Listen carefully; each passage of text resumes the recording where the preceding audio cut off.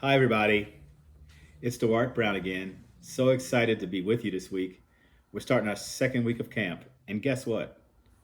Of the club. Guess what? This is the book I'm going to read today. Where is Rodney? His biggest thing, he wants to be outside in nature and experience the fun that outside has. So we're going to start it off right here. Rodney. Where's Rodney? Once again, Rodney wasn't in his seat. And Miss Garcia had had enough.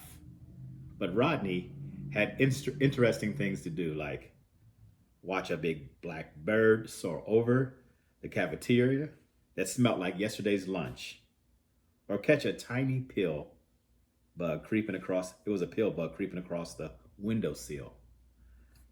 He stood on his tippy toes to find the stray dog that bullied the neighborhood. Rodney was inside, but he wanted to just be outside. Outside was where Rodney always wanted to be. Look at Rodney. He's really taking in the natural stuff outside.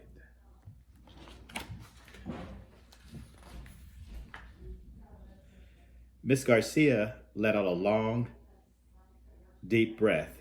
She stepped behind Rodney and tapped him on his shoulder. Rodney joined the class. The word of the week is majestic. Miss Garcia said, "Majestic? Can you tell me what that means, Rodney?" Rodney looked around the classroom. There was a million eyes looking back at him. And know what Rodney said? Nope. He couldn't tell you what majestic means. I love these illustrations. Miss Garcia took another deep breath. Rodney balanced on one foot like a pink flamingo. Sue Lynn giggled and covered her mouth. Then he hopped into the air like a cricket. Cody chuckled, then Rodney stretched out his arm like an eagle, soaring high above the... "Sit down, Rodney," Miss Garcia said. The whole class roared with laughter.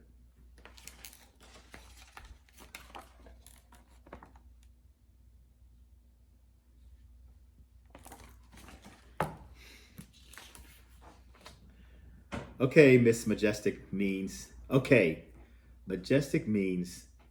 grand and beautiful, Rodney. If you can't do your work, you won't be able to go on the field trip to the park on Friday. But Rodney didn't care. He knew all about the park. It was small, triangle-shaped, patch of yellow grass next to the corner store and the bus stop. It had one large cardboard trash can, two benches where some grown-ups sat all day long. Yes, Rodney knew the park well. Anyway, Mama said stay far away from that park.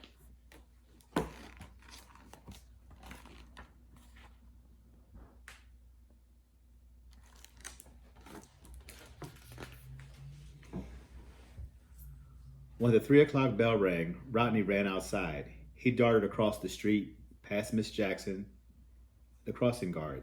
"Walk!" she yelled, but he ran. He ran past the corner store, he ran past the bus stop, then he ran past the triangle-shaped patch of yellow grass and the two benches and the broken gate where the bully dog slept.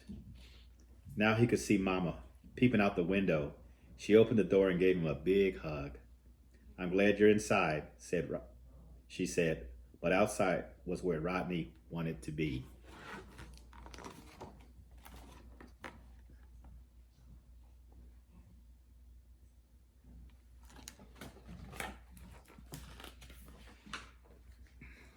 Very early on Friday, the old yellow bus squeaked, jerked, and rattled out of the school parking lot. Even before it reached the front gate, Sue Lynn and Amina were singing and playing, clapping games. Everyone was excited, but not Rodney. He knew that when they got to the park, they would all see that he was right. Parks are no big deal. The bus turned around the corner into the second street, but Rodney thought that the bus driver must be lost because he drove past the bus stop, past the corner store, and even past the patch of yellow grass.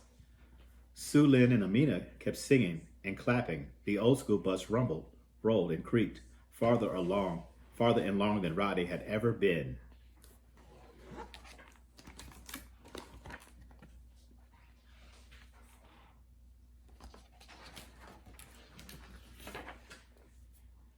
Rodney gazed out the window. He stared at the white lines in the middle of the great highway. He counted the big trucks that passed the bus. He leaned to see the birds that float above the fields of tall, dry grass. He watched the people in the wide straw hats picking fruits and vegetables in neat rows.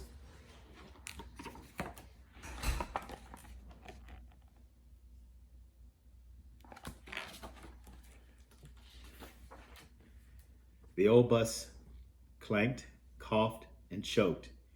It climbed higher and higher until a great mountain swallowed it whole. At the other end of the tunnel, the mountain spit out the old bus into a flash of sunshine. No one laughed, no one talked, no one wiggled. Sue Lynn and Amina even stopped singing. "Look, everyone," Miss Garcia announced. "It's the park." And finally, Rodney was outside.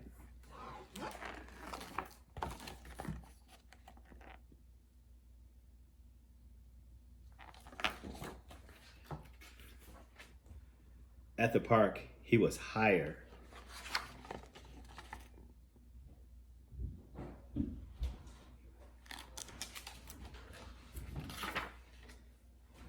He was lower.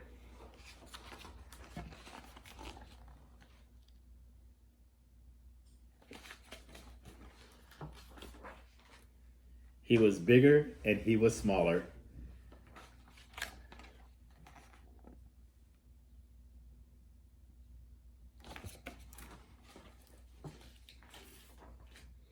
He was louder and he was quieter.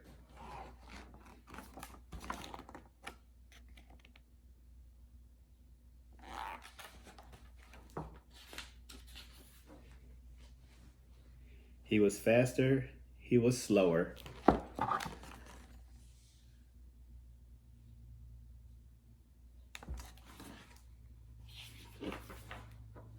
Rodney was outside, more outside than he'd ever been before.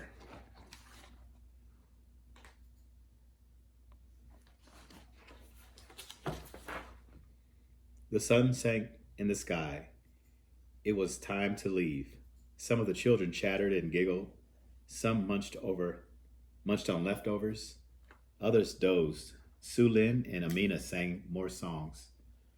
"Where's Rodney?" Miss Garcia asked. Rodney was quietly sitting, gazing out of the window.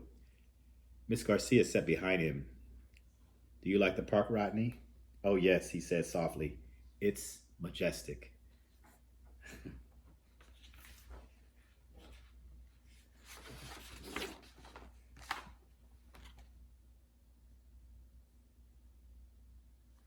And that is the end of our book.